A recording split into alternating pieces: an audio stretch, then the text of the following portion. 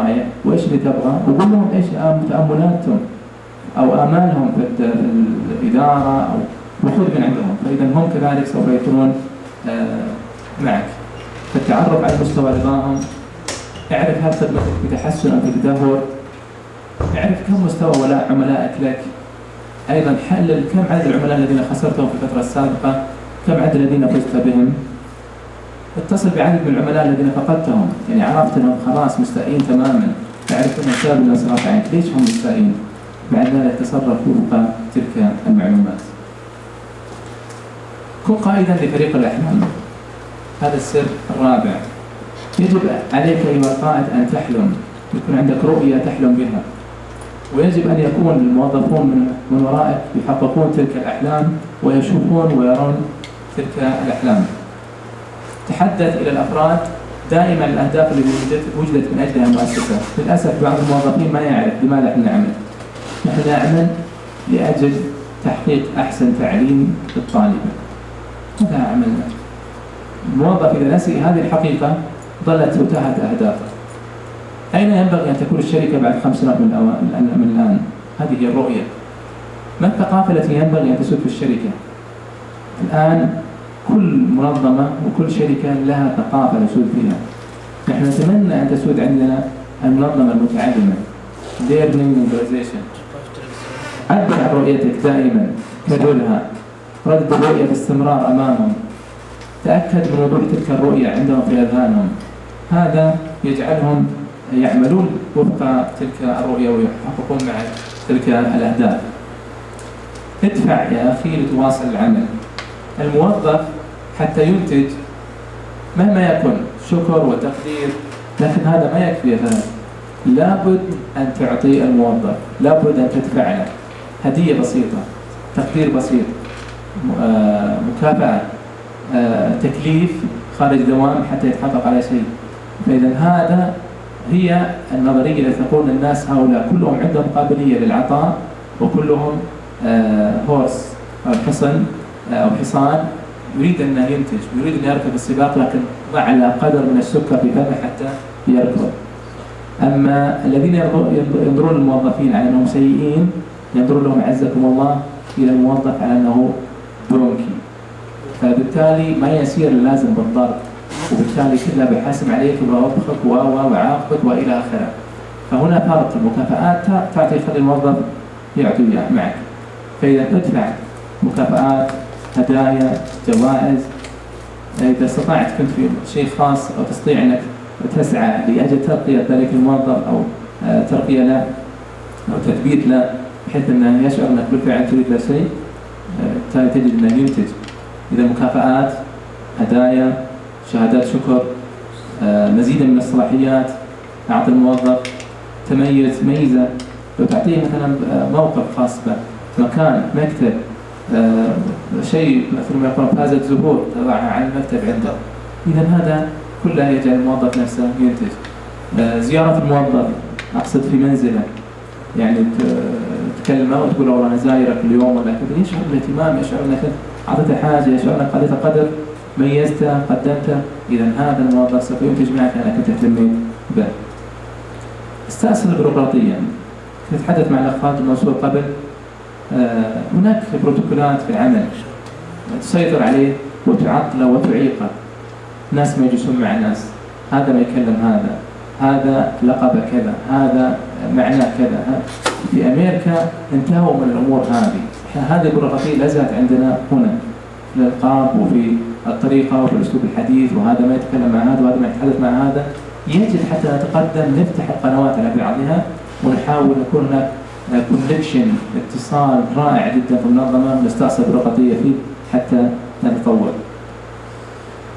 أيضا ابدأ بالتغيير. يجب أن نسعى نحو التغيير. دائما نطرح على الموظفين السؤال: ما الشيء الذي ينبغي أن نغيره هنا؟ دائما نثيرهم بهذا السؤال ونستثيرهم به. هذا الآن الأمور ماشية، لكن هناك حاجة ممكن تعطونا إياها. في نظام ياباني يتبعونه ويستخدمونه في قضية أن الموظف يجب عليه أن يقدم اقتراحات لتطوير العمل نفسه، يقترح. والموظف الذي يأتي باقتراح يقدمه، يعطونه اسمه ويضعونه في اللوحة أن أبدع حاجة وقدم منتج لتلك المؤسسة أو المنظمة. فمطلوب من كل موظف أن يقدم اقتراحين لتطوير العمل نفسه الذي يقوم به شهريا. تويوتا عندها الآن خزانة كبيرة جدا من الاقتراحات. نوكيا الفنلندية لصناعة الجوالات عندها إبداعات كثيرة جدا كلها في الخزانة يخرجونها بأوقاتها لكي ينافسوا المنتجات الثانية. فإذا حتى نحن يجب علينا دائما نفكر في منتج جديد، خدمة جديدة، دائما فيه الأفضل، لكن نسعى نحققه، وهذا راح نتعلمه ونأخذه من الموظفين أنفسهم وأيضا من بحثنا نحن عن الأفضل. نجتمع بالموظفين خارج الإدارة مثل ما قلنا، فإذا الاجتماعات الخارجية هذه تأتي بانسيابية في أفكار جديدة أكثر. يقول نابليون: لا يستطيع أحد أن يقود أفرادا دون أن يقوم بتوضيح المستقبل الخاص بهم، فالقائد هو بائع الأحلام، يجب أن يقول لهم ويحدثهم برؤاه وأحلامه وأفكاره، وبالتالي يسعون لتحقيق تلك الأهداف والآمال. أيضا من ضمن الأفكار هنا: ازرع الأغصان الميتة. في كل مؤسسة في موظفون قدماء كبار متقدمين في السن، أو أنهم ما صاروا يعملون بنفس المنظومة التي أنت تريد أن تعمل بها. هؤلاء مشكلة لو تركتهم. يجب عليك أن تفكر فيهم بأنك تدخلهم معك في داخل العمل. مجموعة المجدفين في القارب ينظرون المتراخي وينتظرون من القائد أنه يعمل أي شيء تجاه ذلك اللاعب بحيث أنه يحرك معهم، لأن بقاء ذلك اللاعب في هذا الصدد وبهذا الشكل يعطل العمل. ولو فكرتم وجدتم شركة اتصالات على سبيل المثال لما تحولت من منظومة العمل الحكومية إلى شركة اتصالات، أخذت تحفز الموظفين على التقاعد المبكر وتعطيهم إغراءات لأجل أنهم يمضوا بسلام أفضل من قضية بقائهم وعطلهم للعمل نفسه. إذا صار ما هناك مجال أمامنا مثل كعملنا بطريقة حكومية أن نشجع هؤلاء الموظفين أنهم يمضون، أن نحاول أن نشجعهم، نحفزهم، نستمع معهم، نأخذ معهم، نكسر الحاجز بيناتنا معهم حتى أنهم يبدعوا معنا.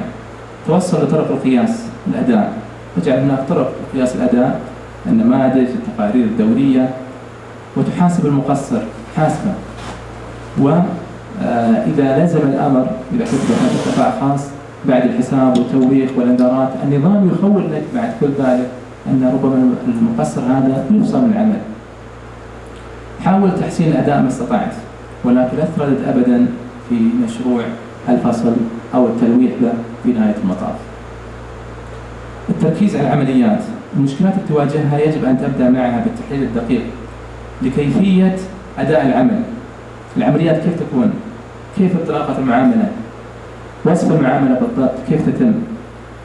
وليس بقياس حجم العمل الموجود. يجب علينا نراجعها.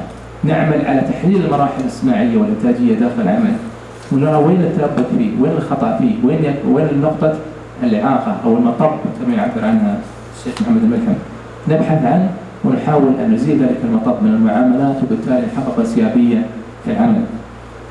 يمكن الحصول على الإجابة بالسؤال الآتي: إذا كنا نبدأ من جديد دائما فكيف نعمل ذلك؟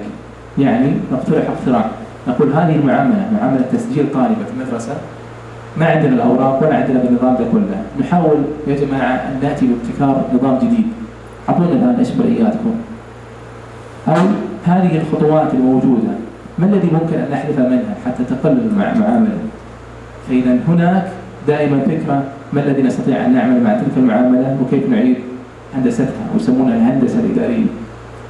ثم نعمل على تقليل العمليات والتعارضات بين الأقسام والإدارات التي تعطل العمل. هناك أيضا فكرة لعبة السكواش. أكثر المديرين ورؤساء الأقسام يعملون بنظرية العمل متعب والعمل مرهق والعمل كثير والموظفون عندي قلة، وبالتالي أنا أحتاج مزيدا من الموظفين حتى ننتج. لا، ليس بشرط. لعبة السكواش كما تشاهدون هي لعبة يلعبها اثنان، لو زاد كانت صارت صعبة اللعبة، ما ممكن أن يكونوا في نفس الغرفة هذه، الإنتاجية ما راح تكون أفضل.